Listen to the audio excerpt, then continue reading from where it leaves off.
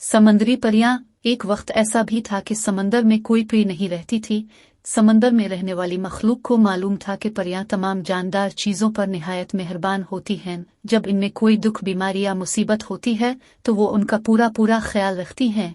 इसलिए सब रंजीदा थे कि हमने ऐसी क्या खता की है जो हमारे यहाँ परियां आकर नहीं रहती। चुनांचे समंदर के सारे रहने वालों ने फिलिस्तान में अपना एलची भेजा और वहां के बादशाह से दरख्वास्त की कि कुछ परियां समंदर में भी बसने के लिए भेज दी जाएं ताकि हमारे आले वक्तों पर काम आ जाएं। एलची जब फिलिस्तान के बादशाह की खिदमत में हाजिर हुआ तो उसने अर्ज की, जो परियां हमारे यहाँ आकर रहेंगी हम उनके साथ निहायत मेहरबानी से पेश आएंगे और उन्हें खुश रखने में हत्ता अलमकदूर कोई कसर नहीं रखेंगे। बादशाह अपनी दरबारी परियों से मुखातिब होकर बोला, तुमने सुना, समंदर का एलची हमारे पास किया दरख्वास्त लेकर आया है।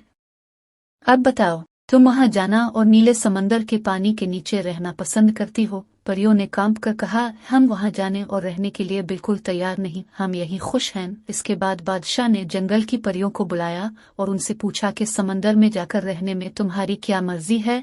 वो भी सब सर हिलाकर कहने लगे कि ये हरे भरे जंगल, फलों फूलों से लदे हुए बागात, इनमें बोलती चिड़ियां और खेलें करते हुए जानवर छोड़कर कहीं जाना हमें गवारा नहीं। बादशाह ने इसी तरह बारी बारी तमाम परियों की मर्जी मालूम की और सबसे समंदर में जाने से खुलम खुला इनकार कर दिया। अब सिर्फ पानी की परियां रह गई थी। आखिर में बादशाह उनकी तरफ मुखातिब हुआ और ये देखकर हर एक को हैरत हुई कि वो बिला झिझक फौरन तैयार हो गईं और कहने लगे, हम तो खुदा से चाहते थे कि किसी तरह उन नदी नालों, तालाबों, कुनवों और बाउलियों से बाहर निकले। घर बैठे हमारी मुराद पूरी हुई। इतने लंबे चौड़े और गहरे समंदर का क्या कहना है। हमारे उछलने कूदने भागने दौड़ने के लिए इससे ज्यादा अच्छी कौन सी जगह हो सकती है। वहाँ हजारों लाखों किस्म की मछलियाँ हैं और मछलियों के अलावा तरह तरह के अजायबात। अब जहाँ जहाँ हम रहते हैं इनमें चंद मछलियों और छोटे छोटे जेनिका जैसे जानवरों के सवा किया रखा है। बड़े से बड़ा दरिया भी हमारे लिए काफी नहीं, जबकि नदी नालों को हम कैद खाने से कम नहीं समझते। हुजूर, हमारी इससे बढ़कर कोई तमन्ना नहीं कि हम समंदर की परियां बन जाएं। हाँ, एक बात का ख्याल रहे कि हम पानी में किस तरह रह सकेंगे। दूसरे, अपने तमाम जिंदगी भर के साथियों को अचानक छोड़ने के ख्याल से दिल दिखना है। हमेशा के लिए हमको उन्हें खुदा हाफिज कहना पड़ेगा और फिर हम अपने प्यारे बादशाह और मलिका की सूरत भी शायद कभी ना देख सके। बादशाह ने कहा, नहीं, ऐसा नहीं होगा। उन बातों का जरा ख्याल ना करो। जब तुम्हारा दिल चाहे रोजाना रात के वक्त तुम ऊपर आ सकती हो और चांदनी रात में हम में से बाज परियां समंदर के किनारे रेत पर जाकर तुम्हारे साथ खेला कूदा और गाया बजाया करेंगी, लेकिन दिन में हम सब अपना अपना काम करेंगे। अलबत्ता हमारा एक दूसरे से मिलना दुश्वार है। रहा समंदर के अंदर हर वक्त रहना, ये मामूली बात है।